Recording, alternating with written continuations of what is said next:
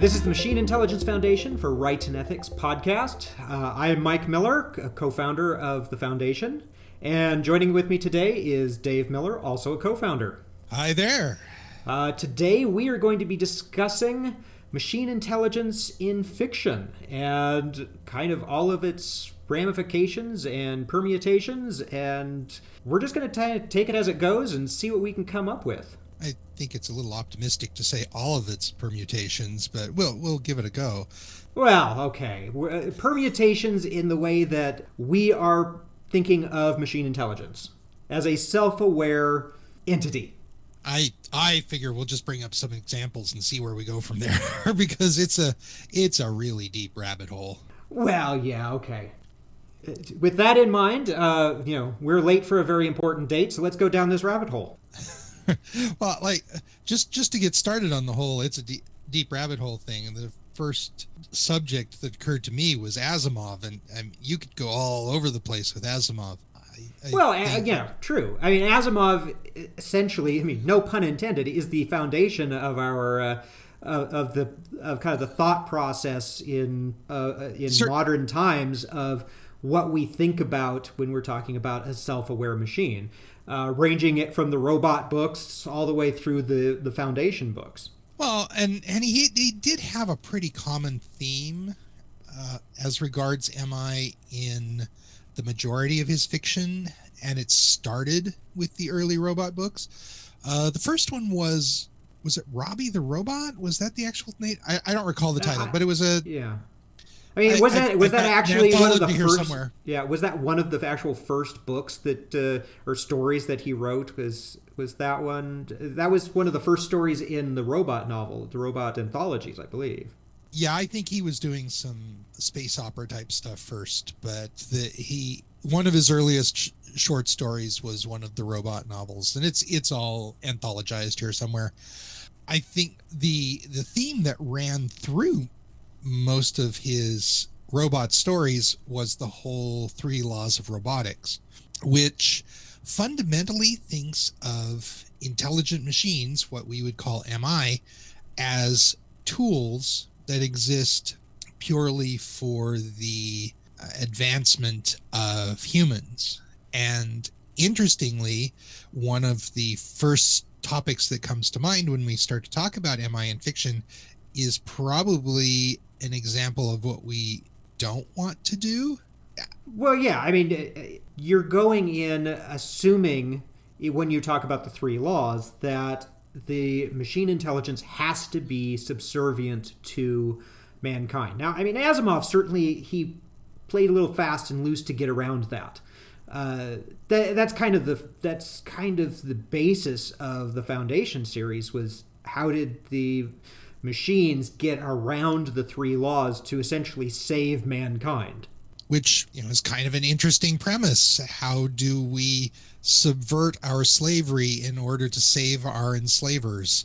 Yeah, I think, ultimately we hope for a world where machine intelligence can help mankind, but we want that to be a beneficial relationship, not a subservient relationship. Sure. And I don't want to dive down this rabbit hole entirely, but there's an argument to be made for something like the 3 laws in that from a biological intelligence perspective, from our perspective, there is evidence that essentially the golden rule is a biological thing. We understand it at the level of how we're actually put together.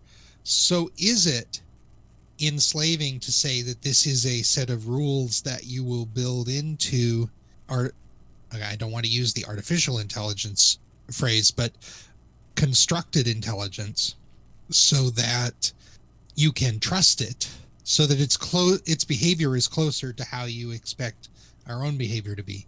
It's a tricky discussion point, and like I said, sure, you could spend hours trying to figure that one out. It's a dangerous path to take to say a machine intelligence has to be like a human intelligence. Agreed. And it makes a presumption that we actually understand how the heck we work, and that's fallacious at its core. Our definition of our own intelligence is changing I won't say on a daily basis, but probably pretty close. Minute by minute. Yeah. So Asimov, like we said, is a rabbit hole. There's a lot to discuss, but there's a fundamental core there where MI were assumed from the very beginning to be tools for the benefit of humanity, and that's certainly, and the stories themselves subverted that, and I think that's a good thing because it, to some degree, shows that that's not for the best. Yeah, and that was certainly an evolving process throughout Asimov's entire career. I mean, these aren't books that immediately all showed up and he wrote them one after the other. These were books that spanned his entire career and a concept that spanned his entire career. Absolutely. Other ideas, other examples. Well, I mean, we could certainly, let's jump from written fiction to a more modern. Let's go into the movies here. There's the current.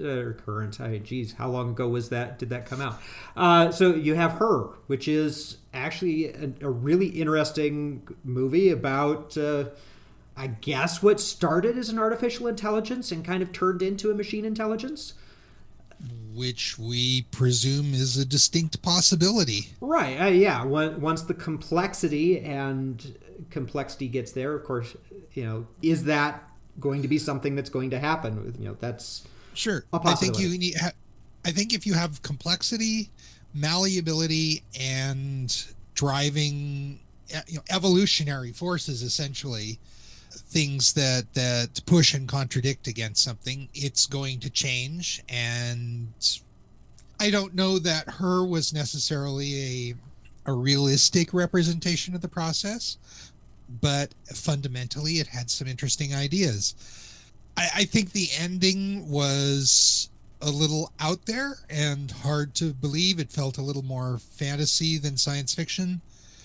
On the other hand, I think Her actually gives us a good representation of what a technological singularity is.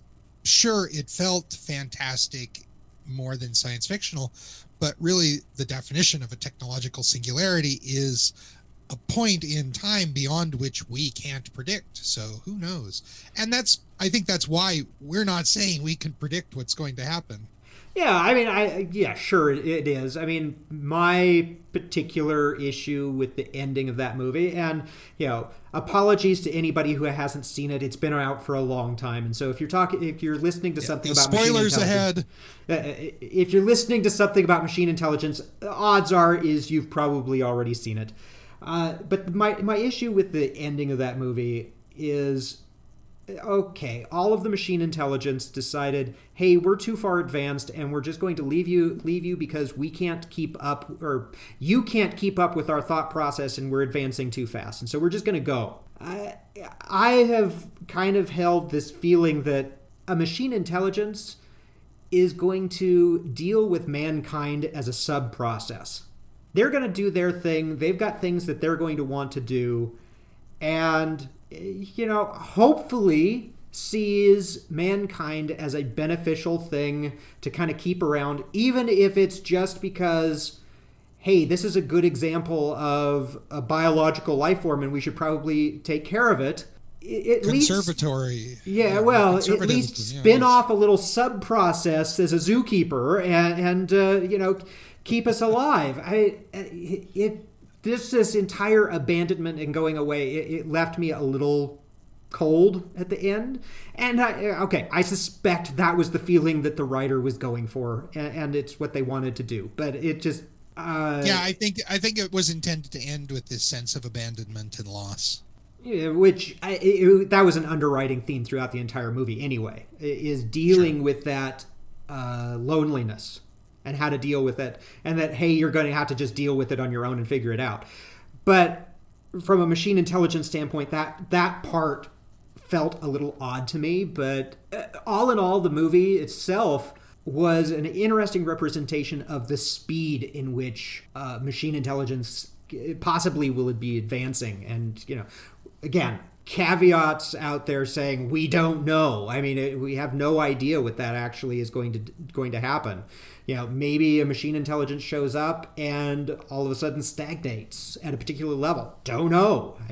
Don't know. But massive. The ability to replicate and create lots of iterations quickly and efficiently leads us kind of to believe that advancement will be rapid. That seems really likely, that's for sure. Any other interesting cinematic examples of okay, you want to talk about cinema, you can certainly... Blade Runner is high on my list of favorite movies. I've always enjoyed Blade Runner. If not even for the subject matter, the visual of Blade Runner stands true to this day as still a masterpiece in my mind. But... Well, you are a bit of a visual artist, so that doesn't surprise me. Yeah, well... You're pleased by that. But, Blade Runner had the androids that and the replicants that, for all practical purposes, were a manufactured human. And were treated as slaves instead of given the rights, and those rights were taken away from them. And, what are the repercussions when you take those rights away? Yeah, not just any right. One of the most fundamental rights, the right to life. They were artificially designed to die. That feels like probably one of the most fundamental abrogations of rights you could have. You will die at a given time, period. Without any options to say, hey, I have something to give back. Can we discuss this? But, it shouldn't even be a, can I discuss this because I have something to give back? If we're talking about rights, that's beyond the point. Again, that starts getting into a discussion of slavery at that point. Oh, I think it's a given that this is a perfect example of slavery. Yeah, and source, you take Blade Runner, you have to go back to its source material. You have to go back to Philip K. Dick's Do Androids Dream of Electric Sheep. They are inherently two different stories. They are Sure. different. They have characters that have the same name. They have the underlying android and subservient androids and things like that. But they are two different stories. They have a fundamental different message to them. Sure. I think Philip K. Dick was a little deep for most movies these days. Most of his works that get turned into film feel a little surface level compared to the literature. Still, that's because I don't think most people couldn't get into the deepness of Philip K. Dick at times. I don't think he could at times. Nobody goes to watch a movie and get depressed.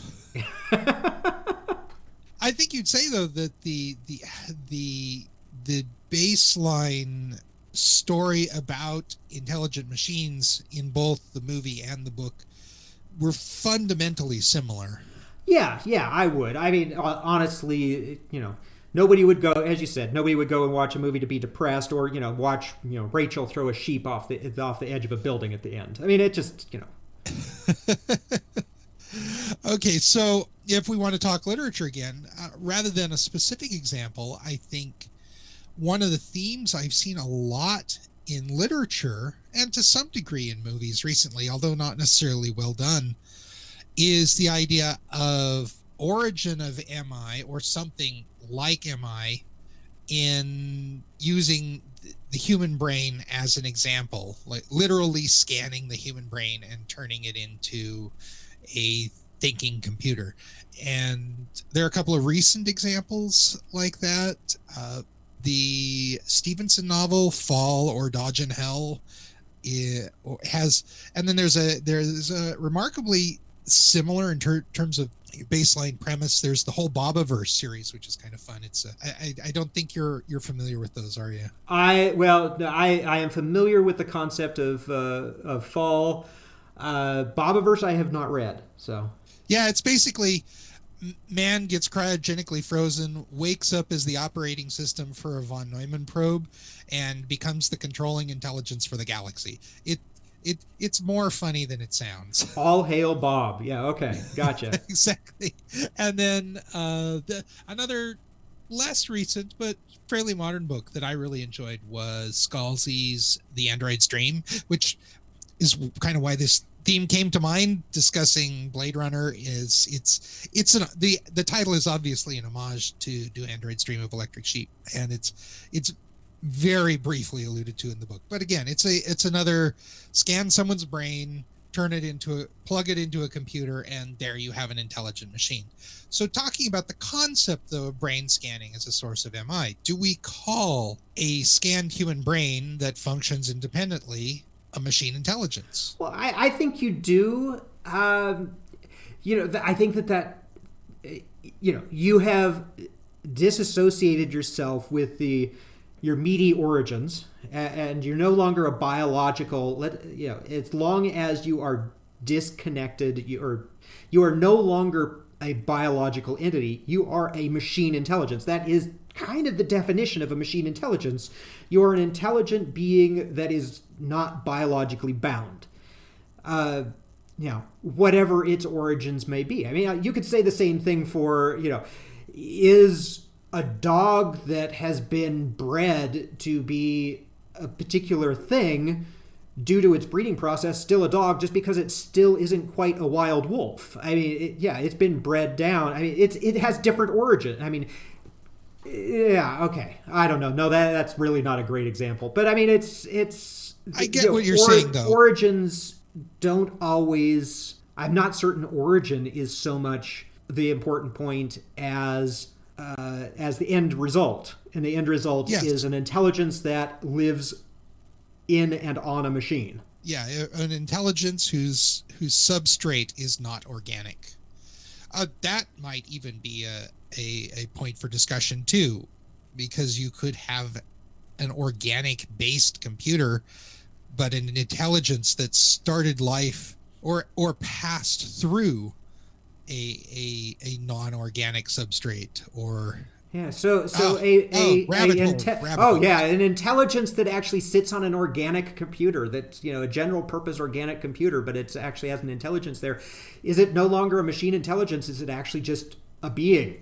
I think but that's it exactly. I mean, we have to recognize intelligence. We just have to recognize intelligent beings, whatever their origin and destination is.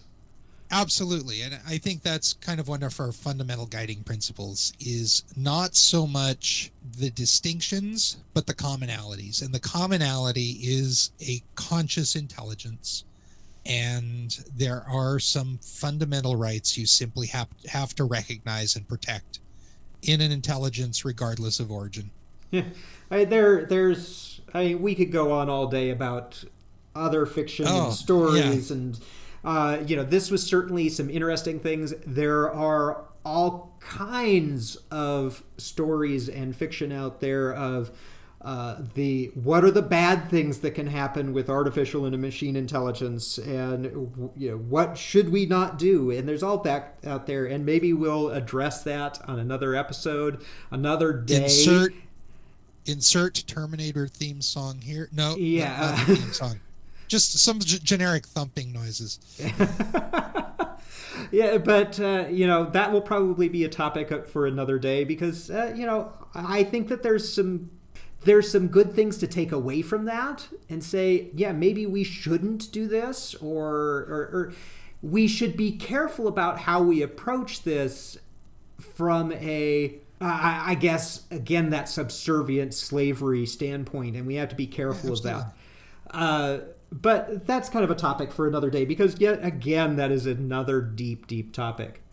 Suddenly, I kind of wish I could sit down and interview Asimov on precisely this topic, because I have a feeling that I have a feeling he'd probably agree with us.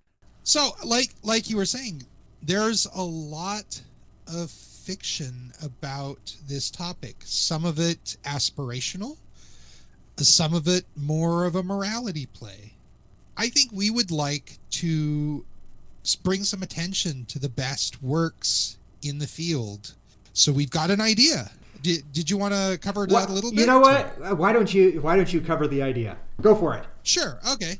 So, as a relatively fledgling organization in our own right, to bring some attention to fiction that really positively represents machine intelligence in fiction, and either machine intelligence in a positive, viable relationship with humanity, or the process by which intelligent machines might arise and reach that goal, or something along those lines. We're looking for something a little more positive.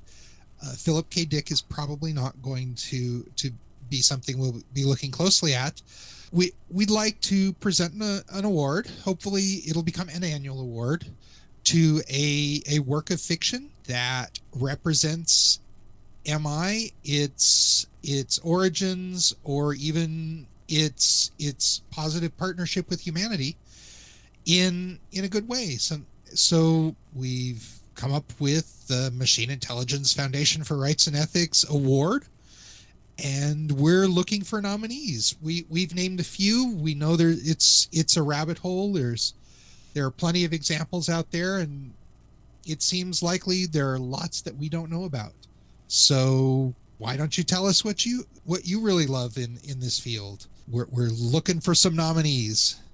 And of course, you can find more information about that, about the award and the parameters around it. And you can contact us also through our website at machineintelligencefoundation.org or MIFRE, MIFRE.org. We really want to hear what you have to say. So I think that brings us to a close of this podcast today. Thank you for joining us. Again, please contact us if you have questions, more information, just comments. Let us know what you're thinking. And of course, if you have ideas about a work of fiction that represents machine intelligence in a positive way, please nominate that fiction and for the award. I promise next time it won't be a 2-hour deep dive on Bicentennial Man. I could do that. Trust me. Well, getting into that, we will close out our podcast for the day. Thank you. All right. Thanks a lot. Bye.